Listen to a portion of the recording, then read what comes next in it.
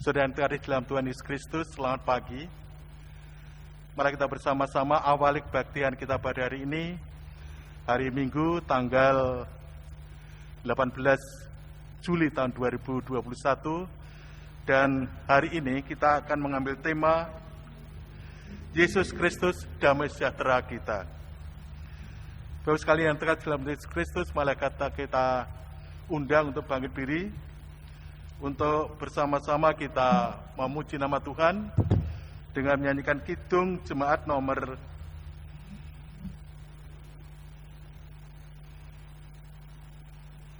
405 bait yang pertama.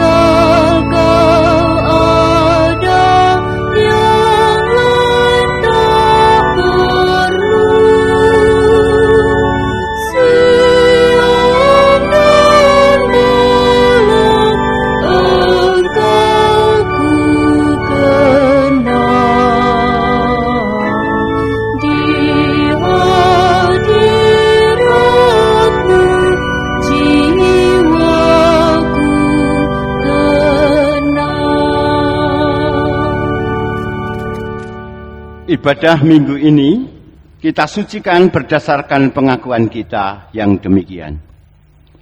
Tuhan yang menciptakan langit dan bumi adalah sumber pertolongan kami. Kasih karunia dan damai sejahtera dari Allah Bapa kita dan Tuhan Yesus Kristus ada pada saudara sekalian. Amin.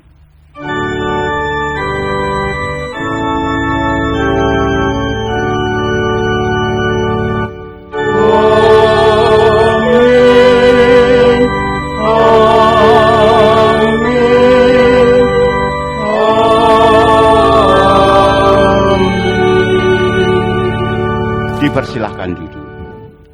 Jemaat kekasih Tuhan Yesus Kristus, dengan tema Yesus Kristus damai sejahtera kita, mari kita bersama-sama mengawali ibadah ini dengan mengungkapkan rasa syukur kita.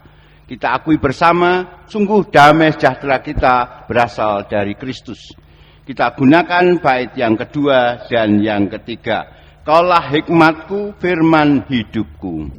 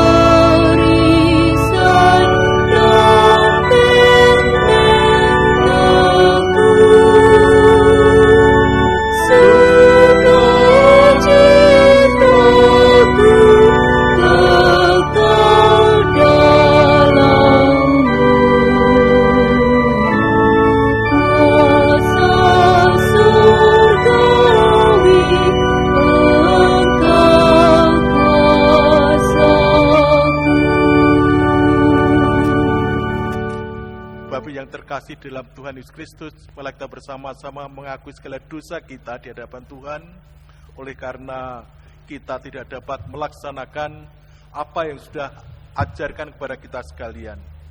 Oleh karena itu marilah kita bersama-sama menerima hukum kasih yang disampaikan oleh Tuhan Yesus Kristus yang ada dalam Injil Matius pasal 22 ayat 37 sampai ayat yang ke-40. Kasihlah Tuhan Allahmu dengan segenap hatimu dan dengan segenap jiwamu dan dengan segenap akal budimu. Itulah hukum yang pertama dan yang terutama dan yang pertama. Dan hukum yang kedua yang sama dengan itu ialah kasihlah sesama manusia seperti dirimu sendiri.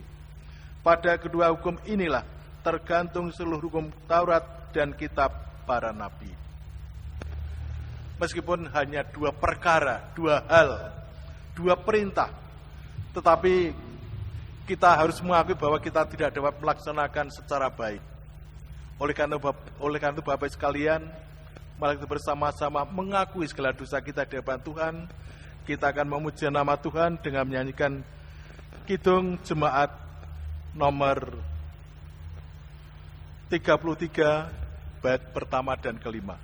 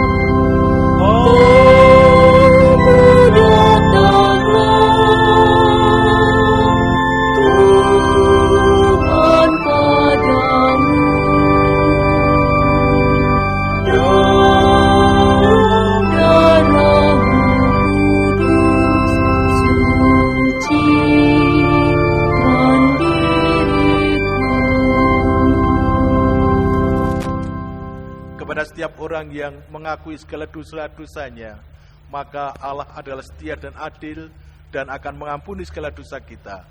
Dan terimalah berita anugerah dari Tuhan yang tertulis dalam kitab 2 Samuel pasal yang ke-7 ayat 1 sampai 14. Yang demikian firman-Nya.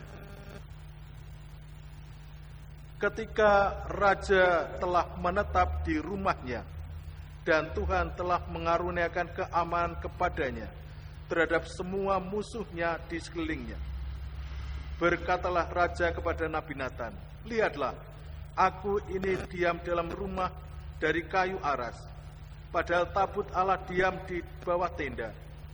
Lalu berkatalah Natan kepada raja, "Baik, lakukanlah segala sesuatu yang dikandung di hatimu, sebab Tuhan menyertai engkau."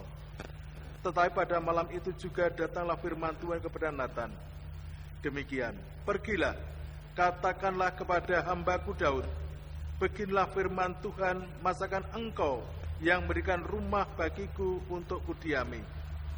Aku tidak pernah diam dalam rumahku, rumah sejak aku menuntun orang Israel dari Mesir sampai hari ini. tetapi aku selalu mengembara dalam kemah sebagai kediaman. Selama aku mengembara bersama-sama seluruh orang Israel, pernahkah aku mengucapkan firman kepada salah seorang hakim orang Israel yang kuperintahkan menggembalakan umatku Israel demikian? Mengapa kamu tidak mendirikan bagiku rumah dari kayu aras? Oleh sebab itu, beginilah kau katakan kepada hambaku Daud, beginilah firman Tuhan semesta alam, akulah yang mengambil engkau dari padang ketika menggiring kambing domba, untuk menjadi raja atas umatku Israel. Aku telah menyertai engkau di segala tempat yang kau jalani, dan telah melenyapkan segala musuhmu dari depanmu. Aku membuat besar namamu seperti nama orang besar yang ada di bumi. Aku menentukan tempat bagi umatku Israel dan menanamkannya, sehingga ia dapat diam di tempatnya sendiri dengan tidak lagi dikejutkan dan tidak pula ditindas oleh orang-orang lalim seperti dahulu. Sejak aku mengangkat hakim-hakim atas umatku Israel, aku mengaruniakan keamanan kepadamu daripada semua musuhmu. Juga diberitahukan Tuhan kepadamu, Tuhan akan memberikan keturunan kepadamu apabila umurmu sudah genap dan engkau telah mendapat perhentian bersama-sama dengan nenek moyangmu. Maka aku akan membangkitkan keturunanmu yang kemudian anak kandungmu, dan aku akan mengokohkan kerajaannya. Dialah yang akan mendirikan bagi namaku, dan aku akan mengokohkan tahta kerajaannya untuk selama-lamanya. Aku akan menjadi bapanya, dan ia akan menjadi anakku. Kita juga akan diberikan petunjuk hidup yang baru Tuhan, yang tertera dalam kitab Efesus pasal yang kedua, ayat 11 sampai 22. Efesus pasal yang kedua ayat 11 ayat 22 yang demikian firman-Nya.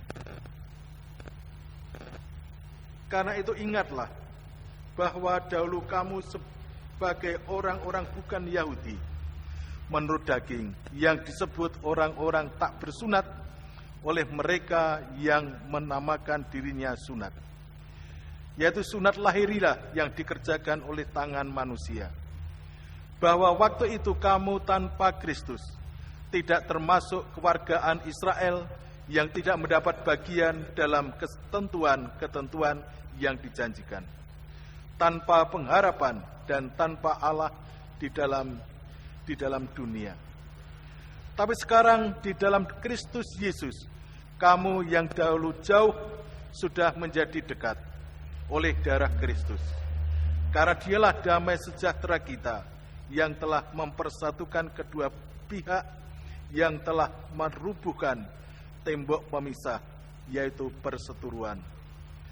Sebab dengan matinya sebagai manusia, ia telah membatalkan hukum Taurat dengan segala perintah dan ketentuannya, untuk menciptakan keduanya menjadi satu manusia baru di dalam dirinya, dan dengan itu mengadakan damai sejahtera. Dan untuk mendamaikan keduanya di dalam satu tubuh dengan Allah oleh salib, dengan melenyapkan perseteruan pada salib itu. Ia datang dan memberitakan kedamaian sejahtera kepada kamu yang jauh, dan damai sejahtera kepada mereka yang dekat. Karena oleh Dia kita kedua pihak dalam satu roh beroleh jalan masuk kepada Bapa.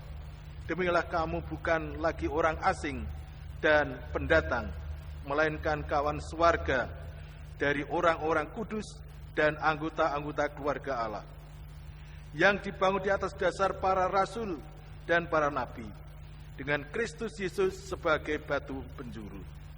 Di dalam Dia tumbuh seluruh bangunan, rapi tersusun menjadi bait Allah yang kudus di dalam Tuhan.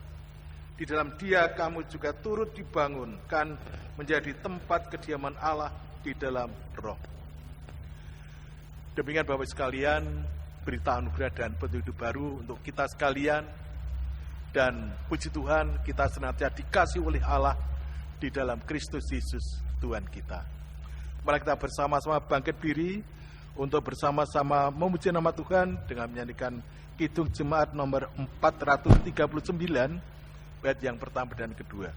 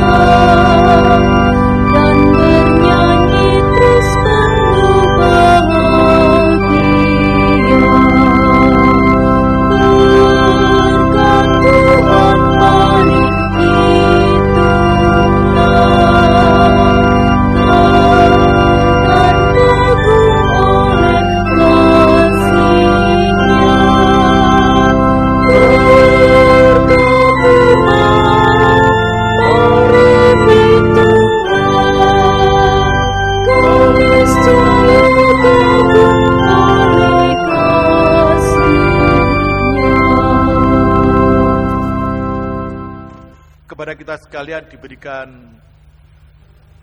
waktu untuk bersama-sama mempersembahkan syukur kepada kita Tuhan, oleh karena berkat Tuhan yang begitu melimpah untuk kita, dan pantaslah kita mempersembahkan kepada Tuhan meskipun hanya sebagian kecil yang dapat kita persembahkan. Namun hal itu akan menjadi besar oleh karena kerelaan kita untuk memberikan persembahan kepada Tuhan. Persembahan kami landasi dengan pembacaan dari kitab Mazmur pasal yang ke-89 ayat 20 sampai ayat yang ke-37 yang demikian firman-Nya. Pernah engkau berbicara dalam penglihatan kepada orang-orang yang kau kasih katamu, telah kutaruh mahkota di atas kepala seorang pahlawan, telah kutinggalkan seorang pilihan dari antara bangsa ini. Aku telah mendapat Daud hambaku, aku telah mengurapinya dengan minyakku yang kudus. Maka tanganku tetap dengan dia, bahkan lenganku meneguhkan dia. Musuh tidak akan menyergapnya, dan orang curang tidak akan menindasnya. Aku akan menghancurkan lawannya dari hadapanku, dan orang-orang yang membencinya akan kubunuh. Kesetiaanku akan dan kasihku menyertai dia, dan oleh karena namaku tanduknya akan meninggi. Aku akan membuat tangannya menguasai laut, dan tangan kanannya menguasai sungai-sungai. Dia pun akan berseru kepadaku, Bapakku engkau, Allahku dan gunung batu keselamatanku. Aku pun juga akan mengangkat dia menjadi anak sulung, menjadi yang maha tinggi di antara raja-raja bumi.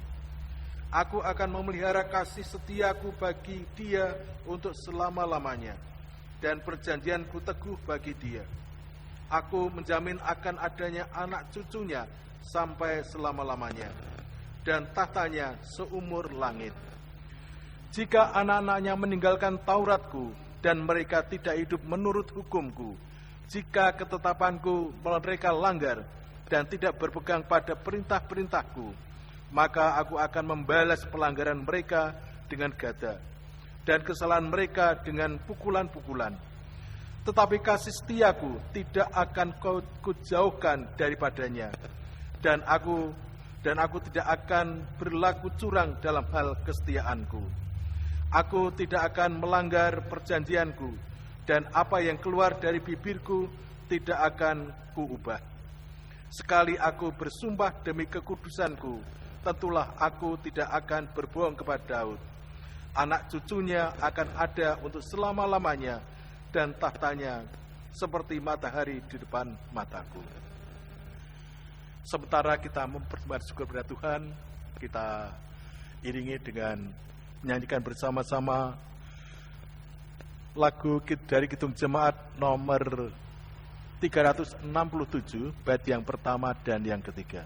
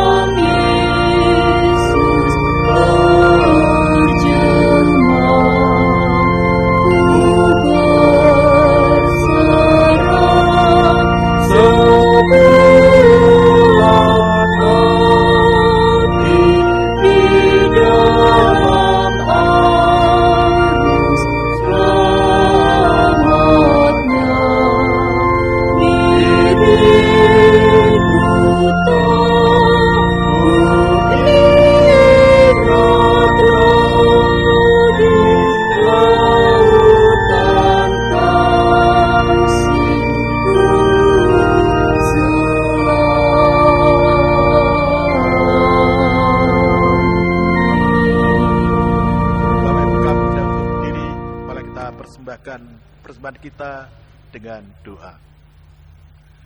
Bapa dalam surga, kami mengucap syukur oleh karena berkat yang sudah Bapa limpahkan kepada kami begitu besar, dan kami boleh rasakan dalam setiap kehidupan kami. Dan perkenalah kami untuk mempersembahkan persembahan kami meskipun hanya sebagian kecil yang dapat kami persembahkan, namun kami akan percaya Engkau akan berkati sehingga menjadi besar untuk kelebaran kerajaan-Mu di dunia ini. Dan pakailah hamba-Mu yang mengelola persembahan ini, kiranya apa yang diputuskannya sesuai dengan kehendak-Mu. Dan Bapa di surga, sebentar lagi kami akan mendengarkan firman-Mu yang kudus. Kiranya buka mata hati setelah firman Bapa untuk kami boleh menerima firman-Mu yang kudus ini, dan boleh jadi berkat kepada iman kami. Dan pakailah hamba-Mu Bapak Pendeta Setio Utomo yang akan mengantarkan firman-Mu ini, kiranya apa yang disampaikannya sesuai dengan kehendak-Mu. Bapa dalam surga, ampunkan dosa serta kami, doa dan permohonan kami menaikkan di dalam nama kudus Tuhan Yesus Kristus. Amin. Silahkan duduk kembali. Jemaat kekasih Tuhan Yesus Kristus, bacaan Injil kita terima melalui kesaksian Injil Markus pasal 6 ayat 30 sampai 34 disambung ayat 53 sampai dengan 56. Injil Markus pasal 6 ayat 30 sampai dengan 34, disambung ayat 53 sampai dengan 56. Kemudian rasul-rasul itu kembali berkumpul dengan Yesus dan memberitahukan kepadanya semua yang mereka kerjakan dan ajarkan. Lalu ia berkata kepada mereka, "Marilah ke tempat yang sunyi, supaya kita sendirian, dan beristirahatlah seketika. Sebab memang begitu banyaknya orang yang datang dan yang pergi, sehingga makan pun mereka tidak sempat. Maka berangkatlah mereka untuk mengasingkan diri dengan perahu ke tempat yang sunyi. Tetapi pada waktu mereka bertolak, banyak orang melihat mereka dan mengetahui tujuan mereka.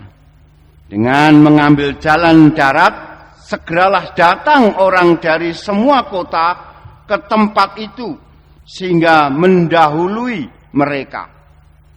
Ketika Yesus mendarat, ia melihat sejumlah besar orang banyak, maka tergeraklah hatinya oleh belas kasihan kepada mereka, karena mereka seperti domba yang tidak mempunyai gembala.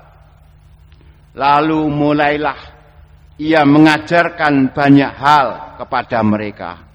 Kita sambung ayat 53 sampai dengan 56. Setibanya di seberang, Yesus dan murid-muridnya mendarat di Genesaret dan berlabuh di situ. Ketika mereka keluar dari perahu, orang segera mengenal Yesus. Maka berlari-larilah mereka ke seluruh daerah itu dan mulai mengusung orang-orang sakit di atas tilamnya kepada Yesus. Di mana saja kabarnya ia berada. Kemanapun ia pergi, ke desa-desa, ke kota-kota, atau ke kampung-kampung, orang meletakkan orang-orang sakit di pasar dan memohon kepadanya supaya mereka diperkenankan hanya menjamah jumbe jubahnya saja. Dan semua orang yang menjamahnya menjadi sembuh. Demikianlah firman Tuhan. Yang berbahagia adalah yang mendengarkan, yang merasa rasakan, dan melakukannya dalam hidup sehari-hari. Haleluya. Amin.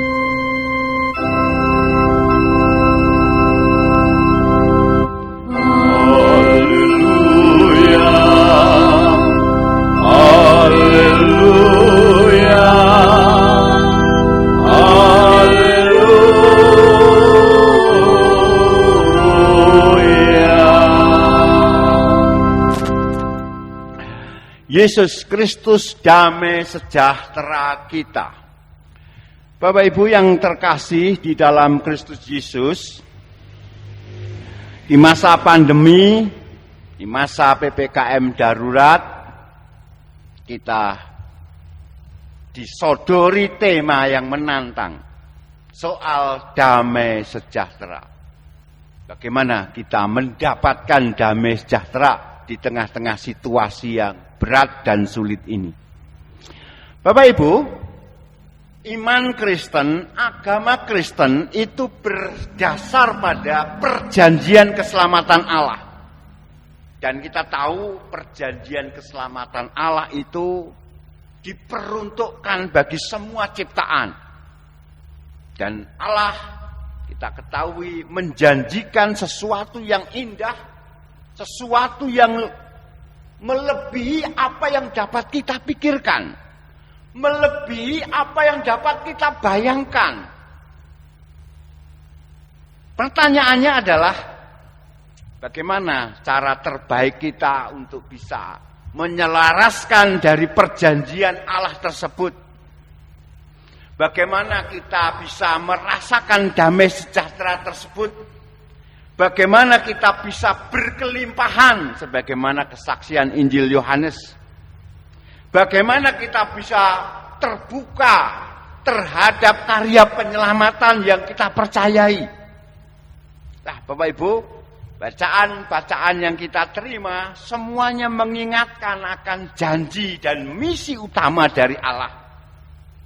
Kita lihat dalam bacaan kitab Samuel. Bapak Ibu, ini janji yang berlaku juga bagi kita semua. Jadi ketika Daud berminat untuk mendirikan bait suci, justru Allah meneguhkan perjanjiannya untuk Daud, untuk keluarga, untuk kerajaannya. Dan itu ditegaskan lagi dalam bacaan Mazmur. Dikatakan ketika aku bersumpah maka aku akan terus setia pada sumpahku. Menarik, saudara kasih. Sebelum Allah memberikan perjanjian untuk keluarga Daud, untuk kerajaan Daud, lebih dulu Allah mengatakan, akulah yang menuntun kamu dari padang gurun. Akulah yang membuat kamu menjadi raja. Aku yang membuat engkau mampu mengalahkan musuh-musuhmu. Kesuksesan sudah ada di tanganmu. Wajar enggak sih kalau orang seperti Daud menginginkan ya bersyukur. Menginginkan untuk ya memuliakan nama Tuhan melalui bait suci. Karena dia menempati istana yang megah sementara tabut perjanjian ada di kemah. Nah, Bapak Ibu yang terkasih, dari sini jelas sekali cinta kasih yang luar biasa. Niat syukur itu direspon oleh Allah dengan perjanjian kekal. Nah, Bapak Ibu yang terkasih dalam Kristus Yesus, kalau kita bicara tentang niat suci Daud, ingin mendirikan bait suci, dan Allah ya, justru memberikan perjanjian keselamatan yang kekal, seringkali muncul pertanyaan, kalau Daud menginginkan tanda petik menempatkan kemah, menempatkan tabut perjanjian di bait suci yang mulia, sebenarnya salah tidak? Sebagaimana ketika Salomo, yang mana adalah anak Daud, dan dia mau mentabis kain bait suci ini dalam 1 Raja-Raja 8 ayat 29, yang mengatakan mataku akan setiap hari tertuju di tempat ini. Lantas bagaimana kita memandang tentang ide pendirian bait suci, ide tentang ruang sakral, ide tentang rumah ibadah? Sementara saat ini di masa PPKM darurat ini, ya kita bisa beribadah di rumah. Kita tidak harus datang ke gereja. Nah, Bapak Ibu yang terkasih, kalau kita seperti Daud tadi, mencoba menempatkan Allah di suatu tempat tertentu, lalu itu bukan berarti lalu manusia mampu membekukan Allah, lalu menciptakan, di luar gedung ibadah, di luar bait suci itu profan. Sementara kalau di bait suci itu sakral. Di tempat ibadah itu sakral. Nah, pemahaman semacam ini Bapak Ibu yang sangat penting kita mengerti. Karena kita juga mendapati satu fenomena, karena begitu eksklusifnya orang memuja tempat ibadah, memuja bait suci, memuja semacam tabut, maka muncul gerakan dari kelompok muda yang disebut dengan spiritual namun tanpa religius. Nah, ini karena kecenderungan orang membatasi iman begitu mengagungkan suatu yang namanya tempat suci, tempat sakral. Padahal kita tahu sebagaimana Allah tadi, aku mengembara selama ini untuk menyelamatkan. Di sini kita tahu gereja sebenarnya adalah komunitas penyelamatan. Gereja harus tanpa tembok. Itu yang terpenting karena itu terkait dengan janji keselamatan. Jadi Bapak Ibu, dari bacaan Samuel tadi menyadarkan semua tempat pada dasarnya sakral. Kita bisa merasakan kehadiran Allah, perjanjian Allah. Nah, lalu Mazmur 89 tadi sekali lagi Bapak Ibu dikatakan, meskipun anak-anak Daud berdosa, saya akan menghukum, tapi saya akan memberikan pengampunan. Tetap saya akan memberikan berkat, tetap saya akan memberikan keselamatan. Perlindungan tetap kami berikan, akan diberikan. Jadi Bapak Ibu, ini mencakup gereja saat ini, mencakup kita semua. Jadi perjanjian Allah kepada keluarga Daud, pada tahta Daud, makanya Yesus disebut anak Daud. Keselamatan itu bagi kita semua dan bagi semua ciptaan. Dan itu dikonkretkan dalam bacaan Efesus, Bapak Ibu. Bagaimana sesungguhnya Yesus itu sejatinya damai sejahtera kita. Nah, lantas kalau kita berhadapan dengan situasi, apalagi situasi sulit saat ini, bagaimana kita bisa memberlakukan damai sejahtera itu? Bagaimana kita bisa mendapatkan damai sejahtera itu? Bapak Ibu, satu kata. Ini yang sering kali saya katakan, core orang percaya, core bisnis, tugas utama orang percaya adalah rekonsiliasi, adalah meruntuhkan tembok perseteruan. Jadi kalau kita melihat ada orang Kristen yang justru karena bergereja, karena beriman, membuat tembok perseteruan menjadi terpisah-pisah, itu tidak memuliakan nama Tuhan. Dalam Efesus tadi sekali lagi dikatakan, perjanjian Allah itu sudah mendekatkan kita yang dulu jauh menjadi dekat.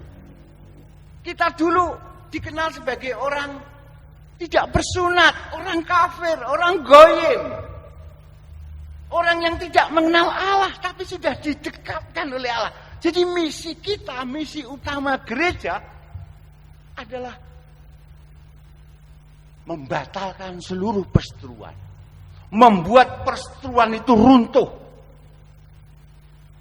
Nah, bagaimana ini Bapak Ibu? Ini membutuhkan satu kerendahan hati, membutuhkan kesediaan untuk memahami dan memaklumi, supaya orang lain juga ikut masuk dalam tubuh mistik Kristus yang bernama Gereja Universal.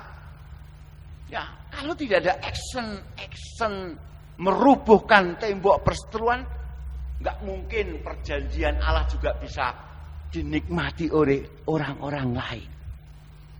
Jadi melalui perjanjian Allah tadi tidak ada lagi orang asing, tidak ada lagi musuh, tidak ada lagi seteru, tidak ada lagi alien.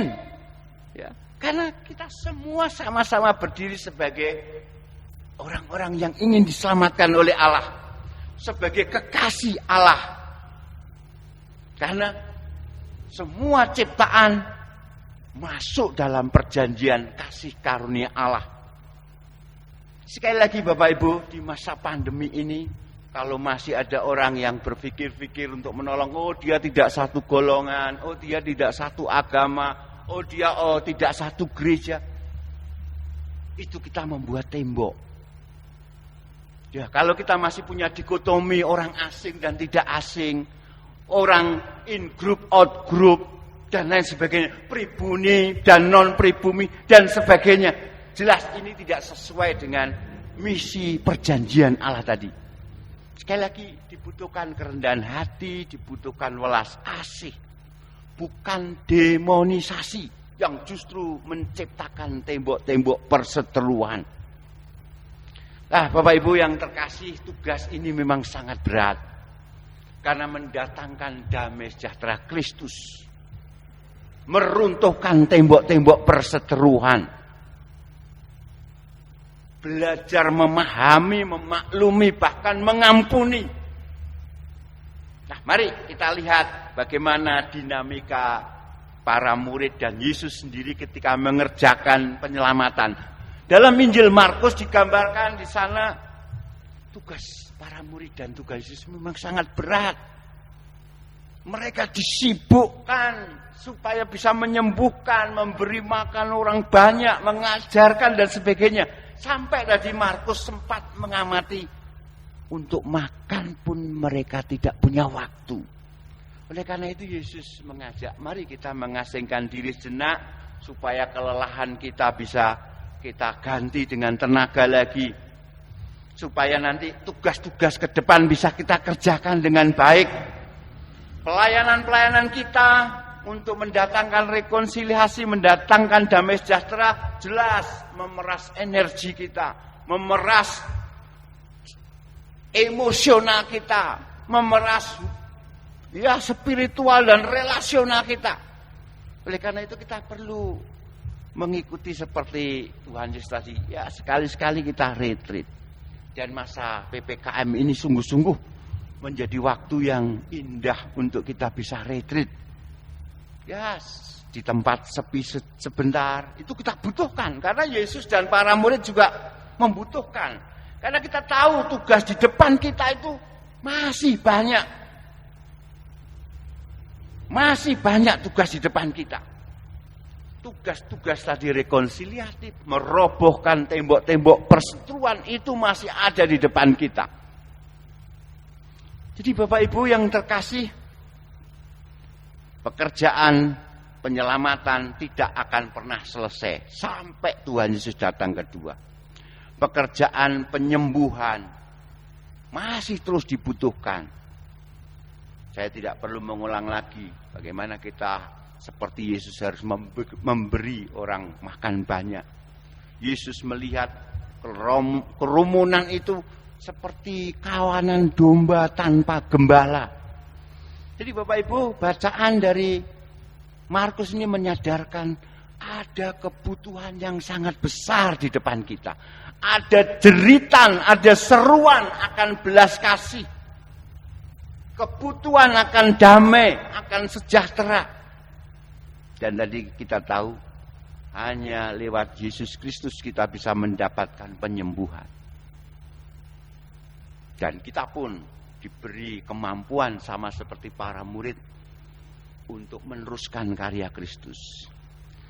Jadi Bapak Ibu, bacaan-bacaan kita di minggu ini mengundang supaya kita damai sejahtera bagaimana? Satu, sadari perjanjian keselamatan Allah lewat Daud, lewat nama Daud, lewat kerajaan Daud, lewat Yesus Kristus. Itu adalah perjanjian keselamatan yang berlaku kekal. Dan kita terhisap di dalamnya. Dan kita ingin supaya kita benar-benar menikmati janji keselamatan tersebut. Orang percaya harus tidak berhenti sebagai penerima perjanjian.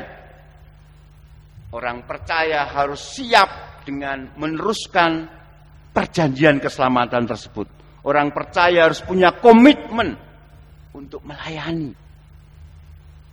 Dan kita tahu untuk melayani juga butuh istirahat. Kita perlu retreat harian kita, meditasi kita, retreat mingguan kita, retreat bulanan kita. Ada aksi tapi juga ada kontemplasi, ada kerja keras, produktivitas tapi juga ada istirahat, ada komitmen tapi juga ada waktu jeda. Itu adalah kebutuhan bagi kita semua. Sehingga hidup kita tetap terjamin sejahtera. Salah satu kode etik rohaniawan adalah bagaimana dia bisa mengelola, memanage kesehatan pribadinya.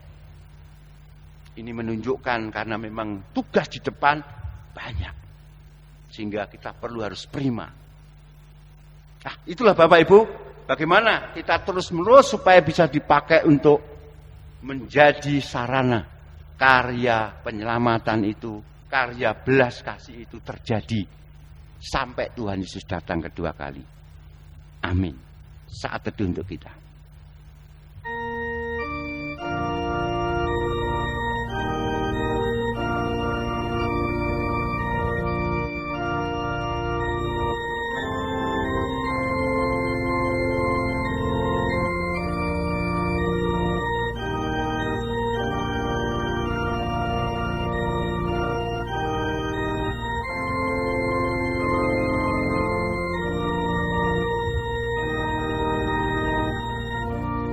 kita berdoa doa Bapa kami bersama-sama.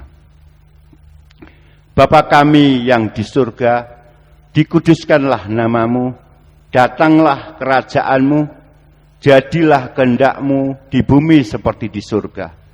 Berikanlah kami pada hari ini makanan kami yang secukupnya, dan ampunilah kami akan kesalahan kami, seperti kami juga mengampuni orang yang bersalah kepada kami. Dan janganlah membawa kami ke dalam pencobaan, tapi lepaskanlah kami daripada yang jahat. Karena Engkaulah yang punya kerajaan dan kuasa dan kemuliaan sampai selama-lamanya. Amin. Kami undang untuk bangkit berdiri, kita respon firman Tuhan tadi dengan kidung jemaat, nyanyian pengutusan, kidung jemaat 424. Yesus menginginkan daku bersinar baginya.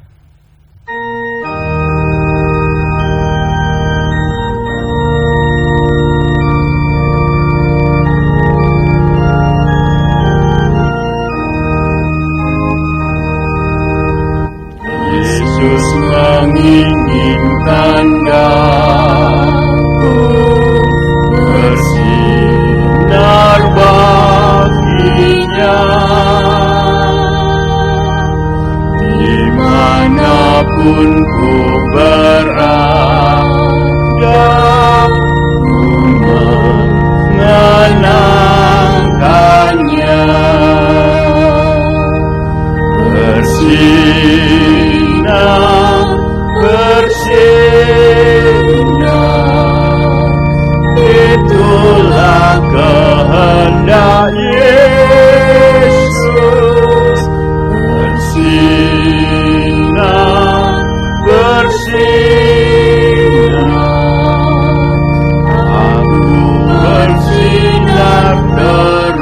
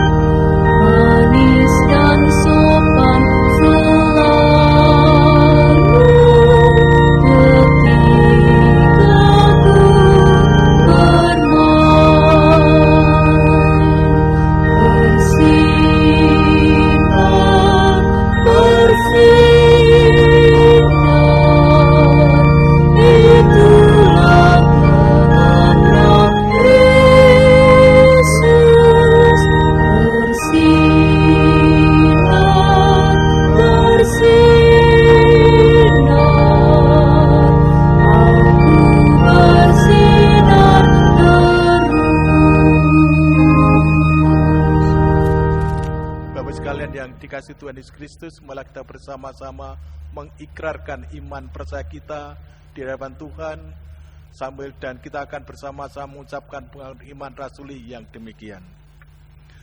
Aku percaya kepada Allah Bapa yang Maha Kuasa, Khalik langit dan bumi, dan pada Yesus Kristus, Anaknya yang tunggal Tuhan kita, yang dikandung dari Roh Kudus, lahir dari darah Maria, yang menderita sengsara di bawah pemerintahan Pontius Pilatus, disalibkan, mati dan dikuburkan, turun ke dalam kerajaan maut.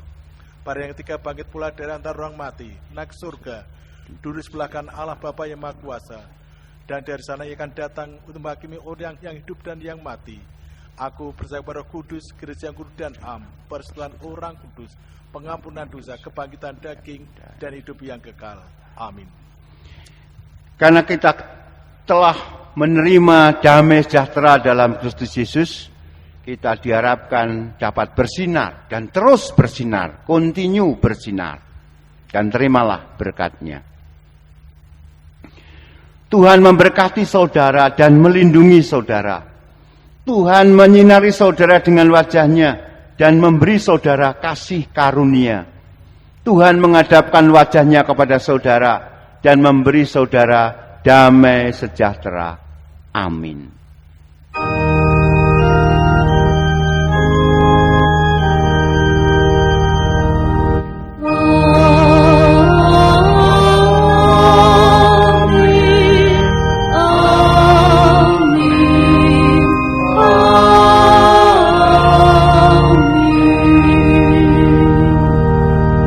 mengakhiri ibadah kita dengan nyanyian penutup bait yang ketiga. Kumohon Yesus menolong menjaga hatiku.